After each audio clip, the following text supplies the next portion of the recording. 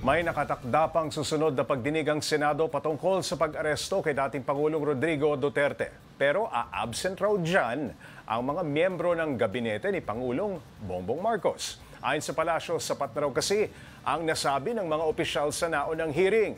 Para bigyan ng mukha ang balita, Mobile Journal Julie Baiza. Kung kamakailan lang ay ganito ang pahayag ng Malacanang kaugnay ng isinagawang pagdinig ng Senado tungkol sa pagdakip kay dating Pangulong Rodrigo Duterte. Hindi naman po pipigilan ng Pangulo ang mga cabinet members or secretaries kung sila naman po ay papatawag. Pero ngayon, sumulat na si Executive Secretary Lucas Bersamin kay Senadora Amy Marcos na nangunguna sa investigasyon ng Senado. Hindi na raw sila dadalo sa susunod na hearing dahil nasabi na raw nila ang kanilang nalalaman kaugnay ng pag-aresto kay Digong. Bagay na sinigundahan ni Palace Press Officer Claire Castro. Alam na po ng mga cabinet members natin, ng mga cabinet officials natin na sapat na po.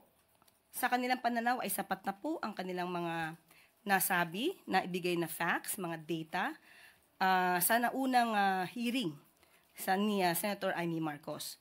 At yun po, at sa tingin po namin ay sapat na po considering the fact na nagkaroon na rin po siya ng kanyang preliminary findings.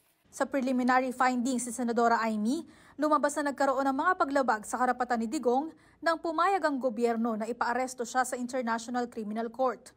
Yan ang dahilan kaya pasusundan niya ang unang pagdinig. Sabi naman ng palasyo, pwede yang ituloy ng presidential sister, pero nanindigan sila sa desisyon ng gabinete.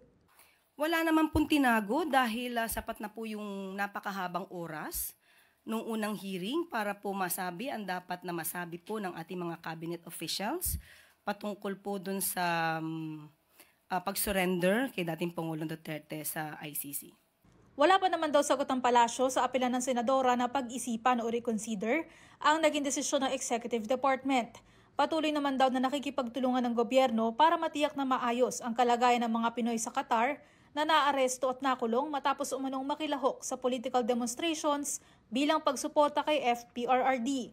Kinumpirma rin ng palasyo na nakalabas na ang ilang menor de edad at mga anak ng mga nabilanggong OFW.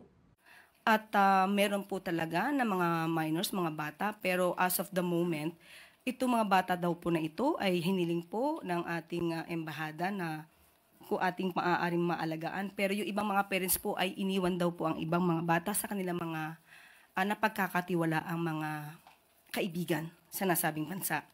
Mobile Journal Julie Baiza po, hatid ang mukha ng balita.